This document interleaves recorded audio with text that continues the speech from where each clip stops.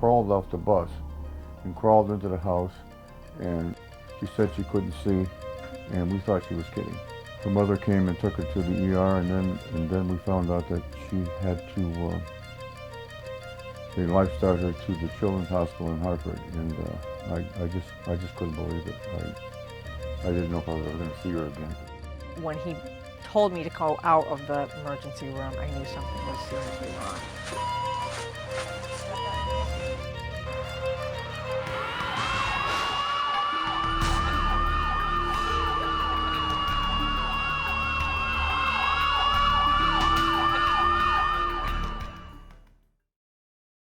So I met Maureen in November of 2010 when she presented to our emergency room with a large hemorrhage into a structure in her brain called the midbrain.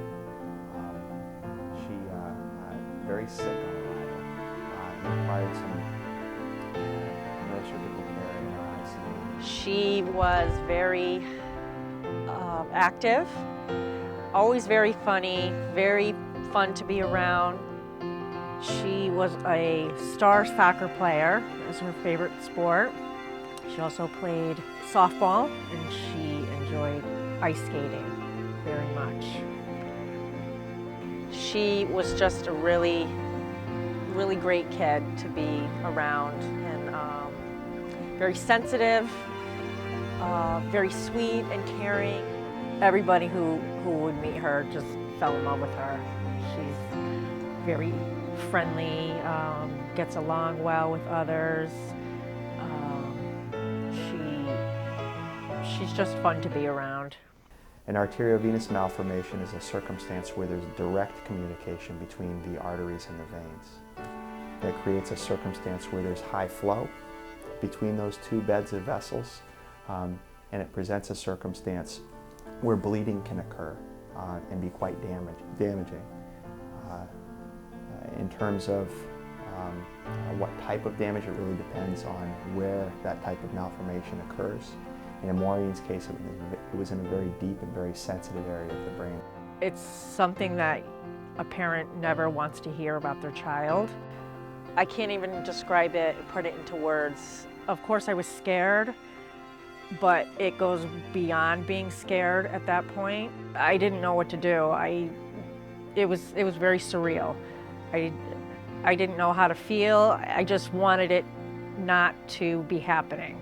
I wanted to take her out of that room and just make her better. There you go. Put your hands back. Put them back on the bars and push. Good job, honey. Maureen has made a ton of progress since last February when she had her second bleed. She was unable to do basic tasks that everybody, we all take for granted, such as speaking, turning over in bed. She'd only open her eyes for maybe a couple seconds to a minute at a time. 5 minutes was great for a day. Reach up. Can you reach it? Reach the other arm. When I stop and think about where she came from, she was this little girl that was laying in a hospital bed with all these tubes and wires stuck to her, and she couldn't move, she couldn't talk. Basically all she could do was sleep and breathe. She got to the point where she could stand and she can walk. She's still progressing dramatically. She has not plateaued, which is fabulous. Even her therapist, they are very pleased with her progress and that she hasn't plateaued, which that is amazing, they said, for somebody who has this happen to them, especially twice. They usually do not recover as dramatically as Maureen has, and they're very positive that she will walk again, which she has been making great strides in.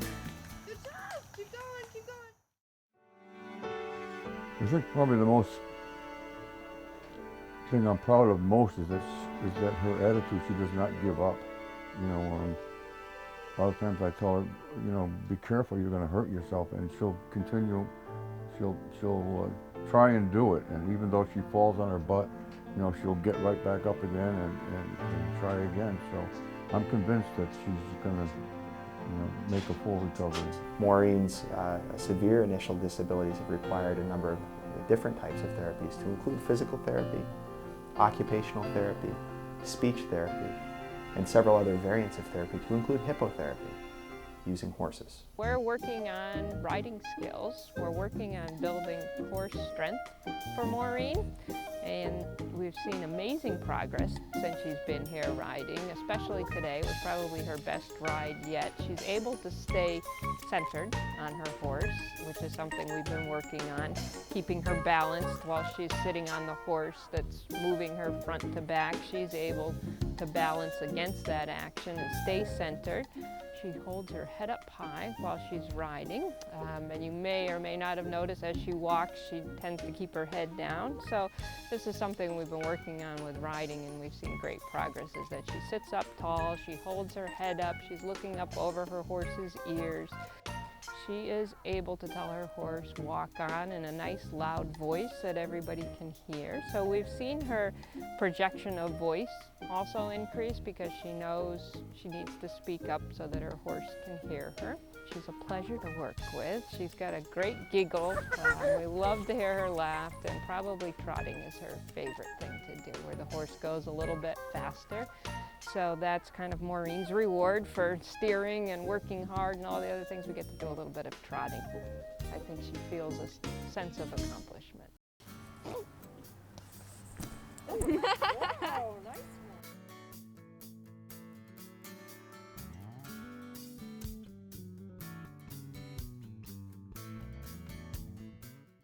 I'm really proud of myself, and I want to play soccer again.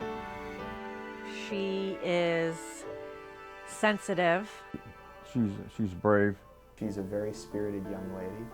She is special.